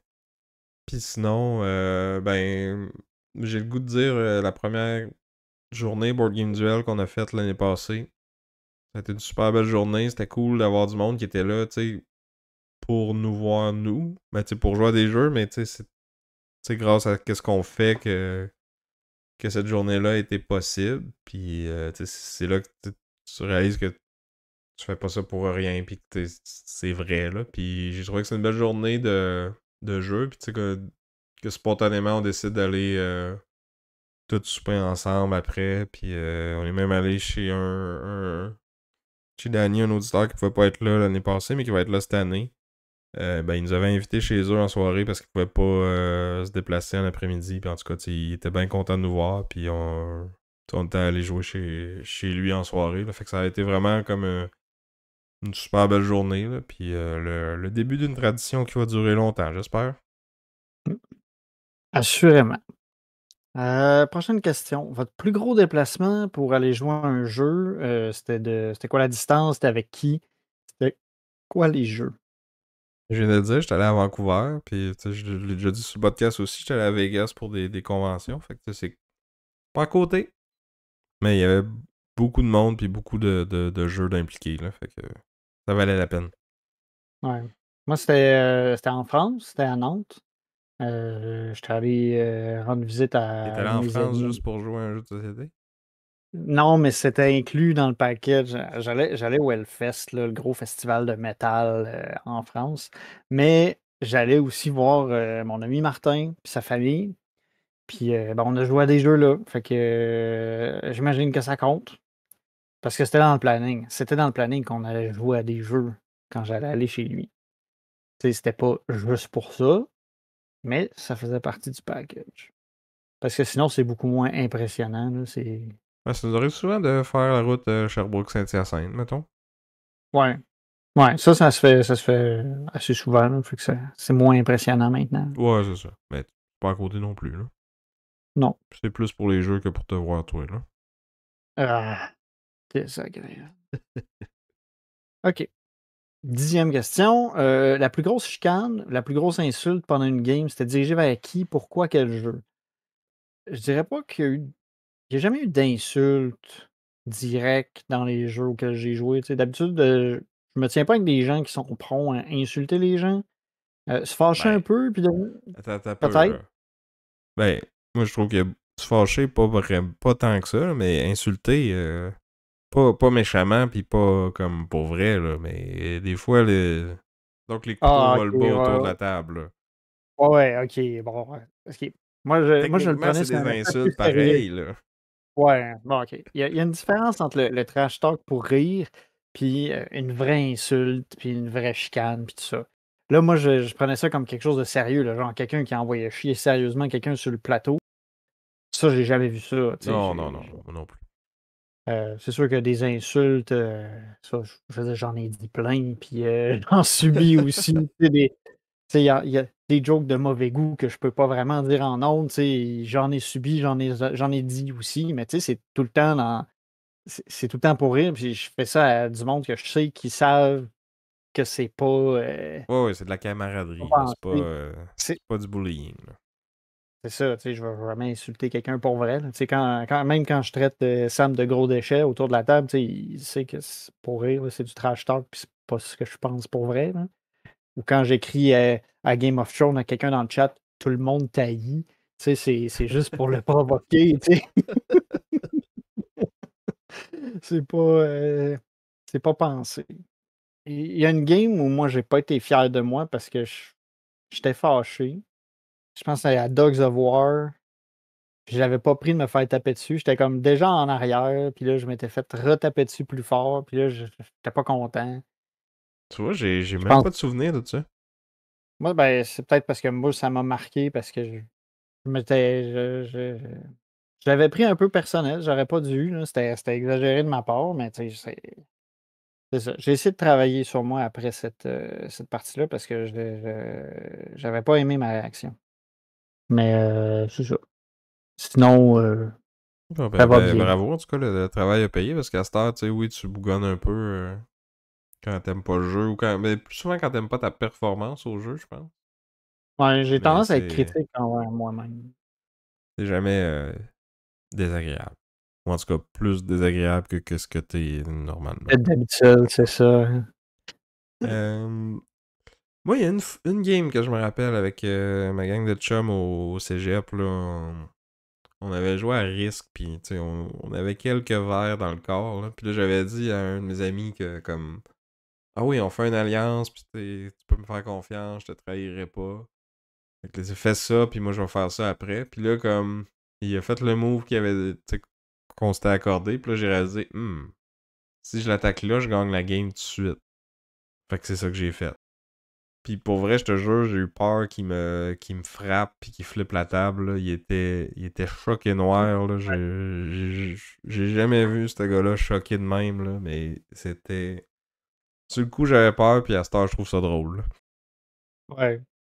Parce que, tu sais, tu te dis après coup, tu sais, si ça t'a permis de gagner instantanément, tu sais, c'est plus lui qui aurait dû voir Qui qu'il m'ouvrait s'ouvrait la un peu porte à trop. ça, ouais, c'est ça. Tu sais, à un moment donné, tu peux pas reprocher à quelqu'un ça, là. Tu sais, Ah, il me le tu t'es fait reprochait, avoir. inquiète-toi pas. Je confirme que tu peux. Peut-être que tu devrais Bon, pas, mais tu peux. ouais. Le coup, le jeu, vous avez eu l'air le plus stupide. Quel jeu, pourquoi? Ben, ça, c'est dur à dire. Parce que, tu sais, je veux dire, j'en ai T'as fait là, tellement des coups d'options. stupides, là. C'est ça, tu sais, j'en ai fait plein, là, des affaires que je fais comme ah non, j'aurais pas dû faire ça, là. Puis je le vois après. Tu sais, quand tout est placé, on dirait que des fois, j'ai de la misère à le voir le tour d'après. Puis là, je fais le move, puis là, je fais comme ah non. Là, j'ai laissé ça ouvert. Là, Sam, il va faire ça. Arc. Ou genre, je viens de me plomber là, là. Il y en a trop. Je peux pas. J'ai de la misère puis j'essaie de pas. Tu sais, je veux dire, je sais que j'en fais, mais ça me marque pas, tu sais, dans le sens où je prends pas ça en note. Mais Ouais, ça non. arrive assez souvent. Moi, ça m'arrive jamais, fait que... C'est ça. Non, mais non, pour vrai, ça m'arrive aussi, là. Puis tu sais, souvent, c'est sur BGA, là, tu cliques sur confirmer ton tour ou send, puis là, après ça, tout de suite après, tu vois comme de quoi de mieux que t'aurais pu faire, là. Mais, tu sais, un coup que j'ai vraiment regretté, pas de temps, parce que, tu sais, au final, j'aime ça, tu sais, je joue pour gagner, j'aime ça gagner, mais je m'en fous qui gagne, là. Tu sais, toujours la quote de Kinichi en tête, que quand tu joues à un jeu, Le but, c'est de gagner, mais c'est le but qui est important, c'est pas la victoire, tu sais. Dans le sens que faut que tout le monde joue pour gagner, parce que sinon, le jeu, il arrête d'être un jeu, puis il marche pas, là. Mais après ça, que t'aies gagné ou perdu, on s'en fout, là, on passe à la prochaine game, puis c'est tout, là. Ouais. Mais t'as mis un bon point, là. Sur BGA, ça m'arrive tout le temps. Parce que, tu sais, les jeux, ils sont pas tous encodés de la même façon. Puis des fois, tu sais, tu peux comme commencer un move. Puis là, après ça te dit, ah, tu peux faire telle option, telle option. Ah, puis là, je suis comme, ah, non, non, c'est pas ça que je veux. Puis là, je recule en arrière. Mais les jeux que t'as pas ça, je suis comme, ah, je suis obligé de faire ça. C'est Ouais. vraiment pas. Ouais. Ça m'arrive tout le temps. Mais je pense que c'est de la façon dont la plateforme fonctionne, là. Mais c'est ça. C'est pas si pire. Votre victoire la plus satisfaisante, quel jeu contre qui? N'importe quel jeu, tant que c'est contre toi. Ouais, pas pire. Tu sais, il y en a beaucoup, là. Je pense que la seule victoire que je vois qui est marquante dans ma tête, c'est celle contre Professeur Board Game à Next Station London. London. Juste parce que c'est juste parce que c'est on en a fait une vidéo puis tout, puis c'était drôle, là. Avec le montage d'entraînement puis tout ça, là, c'était comique. Mais tu sais, sinon, c'est ça. Il y en a un peu tout le temps. Heu, Sinon, ben moi j'en aurais peut-être une. Quand on a fini la campagne de Gloomhaven, c'est contre le boss final. Pas que ce scénario-là était particulièrement mémorable là, ou difficile, mais tu sais, juste le fait d'avoir comme fini la campagne, c'était un exploit en soi, je trouvais. Là. mmh, ouais, c'est quand même un truc qui est beaucoup d'investissement. Fait que ça tu finis sur un espèce de high. Ouais, c'est ça. Prochaine question, là, c'est une petite série de 4. Une mise en contexte, si jamais on était à la tête d'un pays totalitaire, OK, les 4 prochaines questions restent dans cet ordre d'idées-là. Quel jeu serait proscrit? À quel jeu on n'aurait pas le droit de jouer? Je pense que ce serait, The Game of Life parce que il y a encore moins rien, je trouve, que Monopoly, là. C'est comme ça sert à rien ou Serpent Échelle. Serpent Échelle aussi, tu sais, mais c'est Non, mais The Game of Life, c'est bon parce qu'en plus, tu sais, ça peut donner des idées de bonheur à ta population, puis tu veux pas ça dans un pays totalitaire. ça dépend, tu peux être un tyran bienveillant. Tu sais, moi j'ai ça, cette optique-là. Ah Tu sais, oui, si on parce que avait ça laissé existe, ça. moi, dans ma tête, je me dis: «Je pourrais être un tyran bienveillant». Mhm. Comme tous les C'est tyrans qui ont existé, puis ben, il y en a ou qui aucun qui existent était encore. ouais, mais c'est parce que le Mais eux problème, autres, dans c'est leur quand tête, ils sont bienveillants. Hein. je sais pas, hein, je suis pas sûr qu'ils le sont vraiment.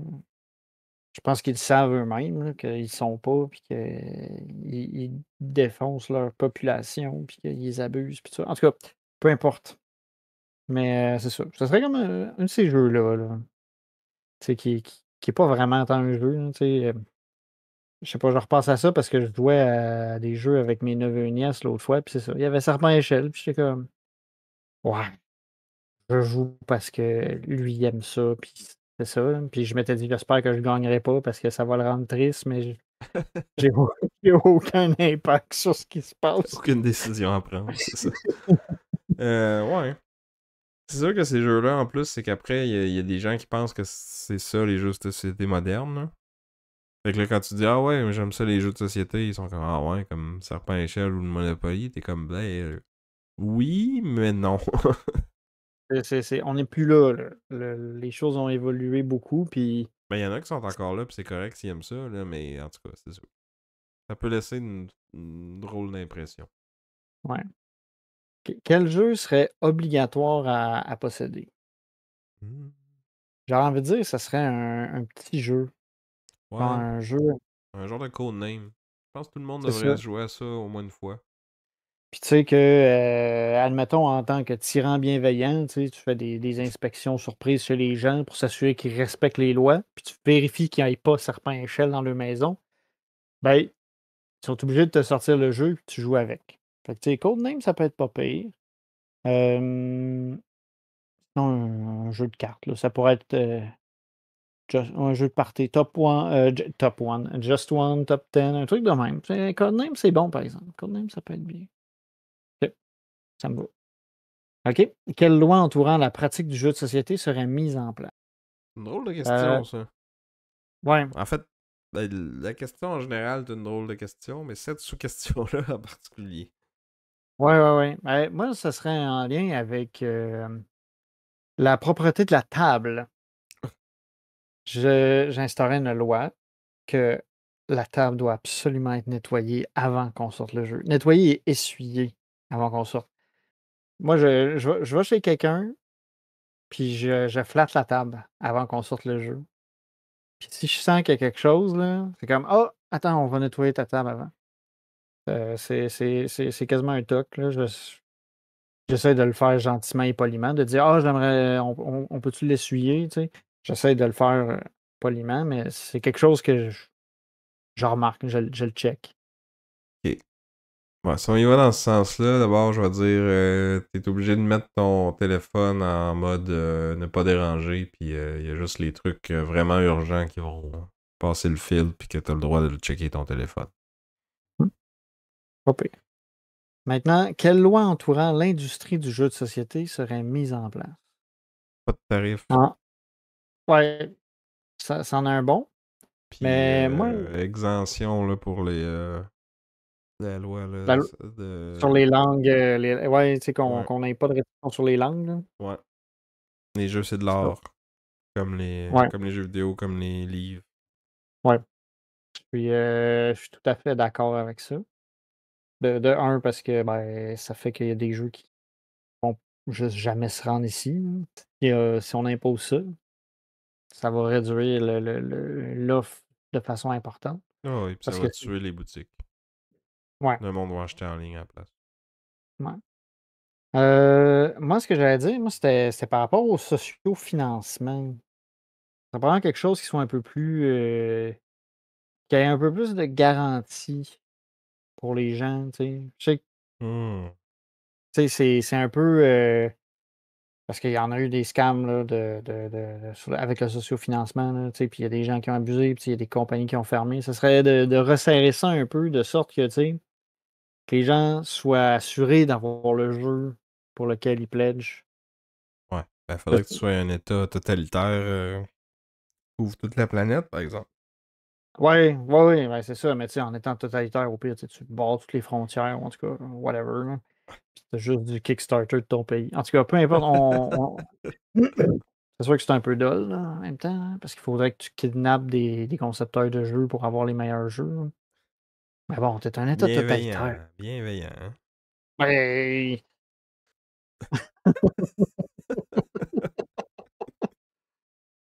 OK. Fait que là, on sort de notre État totalitaire.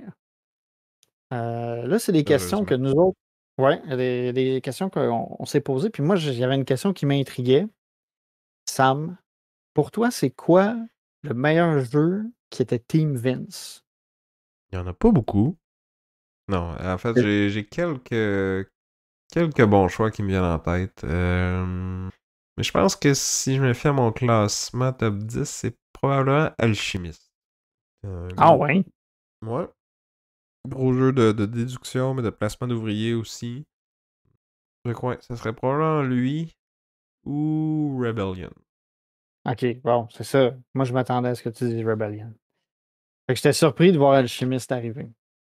Moi, c'est ben, c'est le miroir de Rebellion. Il y a War of the Ring, puis il y a El Grande. Deux contrôle de territoire. Un hyper thématique, l'autre plus calculateur, puis coupe-gorge, puis salaud. Fait que c'est ça. Moi, c'était pas mal mes deux Team Sam préférés. Dans tous les épisodes, y en a-tu un qui t'a comme plus marqué que d'autres? Encore plus. Ça, c'est vraiment plus dur de choisir, je trouve. Les premiers qui me venaient en tête, c'était Great Western Trail contre Maracaibo, puis l'autre, c'était Pan Am contre Smartphone Inc. Parce que c'était deux duels où on était vraiment, vraiment pas d'accord, puis qu'on s'est astiné pour vrai. pour défendre nos jeux. Tu sais, souvent, ça va être les deux, on aime les deux jeux, mais on aime le nôtre un peu plus, ou toi, t'aimes les deux jeux, mais moi, j'aime juste le mien puis pas le tien. Puis, tu sais, ça fait des duels intéressants pareil parce que, tu sais, on parle quand même de des jeux qui nous intéressent, puis, tu sais, c'est cool quand même. Mais quand que les deux, on n'est pas d'accord sur le jeu, puis qu'on a vraiment notre préféré, puis qu'on l'aime vraiment beaucoup plus que l'autre, je trouve que c'est là que ça fait les meilleurs débats, puis les meilleurs épisodes. Puis c'est comme ça que, tu sais, c'était ça ma vision du podcast quand j'ai lancé l'idée, là. Hmm. J'aurais parlé moi aussi de Great Western Trail puis Maracaibo, là. Je trouvais ça le fun d'un peu revisiter ça avec notre épisode de El Paso puis Pirates de Maracaibo, sauf que il y avait moins de clivage, puis on dirait que Pirates of Maracaibo m'a un peu m'a consolé, tu sais, il a comme changé assez pour que je sois comme ah, c'est cool. Mais je trouvais ça drôle de faire ce retour-là. Mais ouais. Après ça, est-ce que tu as comme un moment, un truc particulier qui t'a marqué? Je te dirais, c'est euh, la première fois que j'ai rencontré la flèche, parce que c'était un événement à la Pioche, à la boutique à Québec, pour un... C'était, je pense, Martin Lafrenière qui faisait un événement là pour sa chaîne, là, ou son podcast qui est commandité par la Pioche. Puis c'est la première fois que j'ai rencontré quelqu'un puis qui m'a reconnu puis qui a dit ah ouais, j'écoute ton émission, c'est vraiment le fun. Puis tu sais que c'était pas genre quelqu'un que je connaissais déjà un petit peu là. Puis là, finalement, tu sais, c'est devenu un ami puis tout, puis tu sais, il est venu jouer chez nous, il vient à nos événements pis tout ça, puis tu sais, on se croise dans d'autres événements ludiques semi-régulièrement, fait que puis on interagit souvent ensemble, c'est cool, tu sais, il commente c'est un membre important de notre communauté, mais au moment où que je l'ai rencontré, c'est la première fois que c'était comme moi, c'est là que j'ai réalisé que ouais, il y a vraiment du monde qui nous écoute, puis que je connais pas du tout, là. Puis tu sais, je trouve ça cool. Ouais, j'avoue que c'est particulier parce que là, c'est quelqu'un qui te connaît, mais toi, tu sais pas c'est qui. Ouais, c'est ça. C'est comme cool. Tu sais, c'est un drôle de sentiment parce que on vit pas ça là, d'habitude, là. J'ai vécu ça peut-être un peu avec le travail des fois, mais pas si souvent que ça, là. Tu sais, nous autres, des fois, c'est comme ah ben j'ai lu ton article à tel moment, j'ai lu tel papier, puis tout ça. C'est particulier, mais là, c'était comme c'est plus c'est au niveau d'une passion, là, tu sais, là, c'est cool. Toi, t'as-tu un moment préféré? C'est difficile. Quand tu as parlé d'épisode, j'avais une bonne idée de qu'est-ce que j'allais choisir. Mais moment préféré, c'est difficile.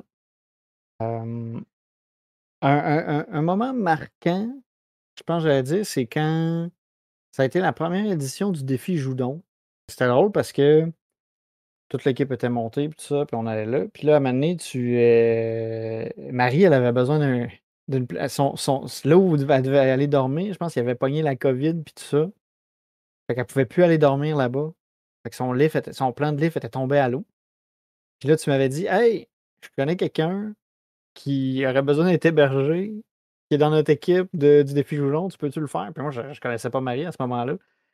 Fait que là, ça avait été drôle parce que là, je vais voir ma blonde, puis j'ai dit, ouais, ben, il y a quelqu'un qui va venir chez nous. Je la connais pas, mais Sam la connaît, puis il paraît qu'elle est super sympathique. Fait que, puis elle est dans notre équipe. Fait que, ben, je vais la dépanner.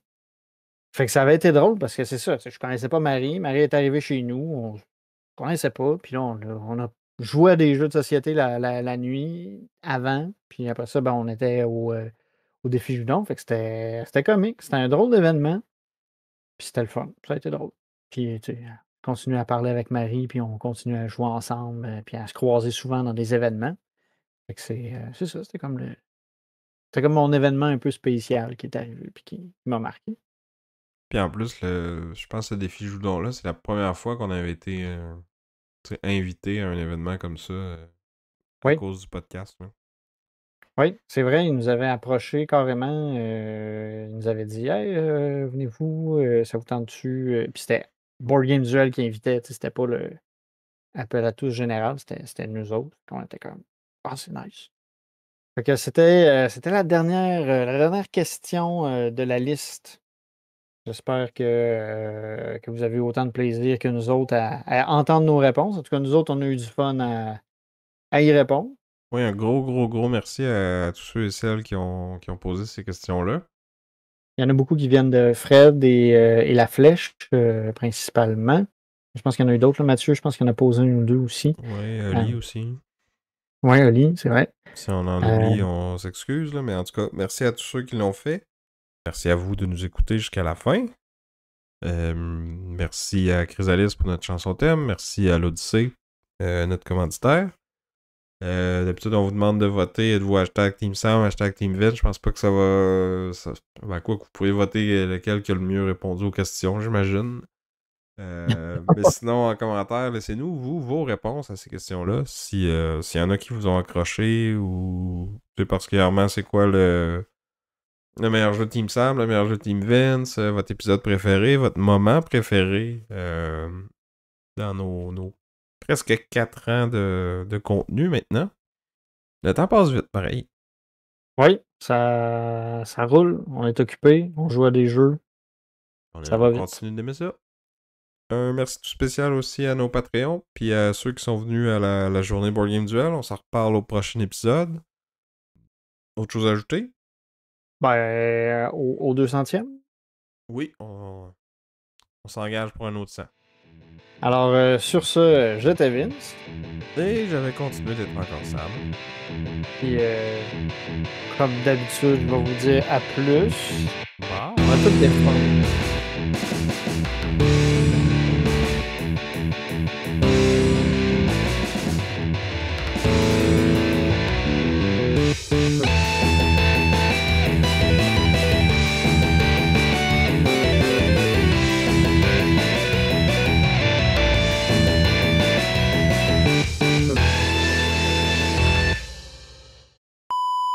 Ouais. Fait que c'était cela pour les jeux où on a joué récemment. Fait que maintenant, on va passer à notre plat de résistance. Quoi? C'était ça pour les jeux qu'on a joués récemment, mais c'est comme c'est l'Odyssée qu'on vient de faire, mais c'est pas grave. Ben, on a joué récemment à l'Odyssée, fait que ça compte. Ah. Euh,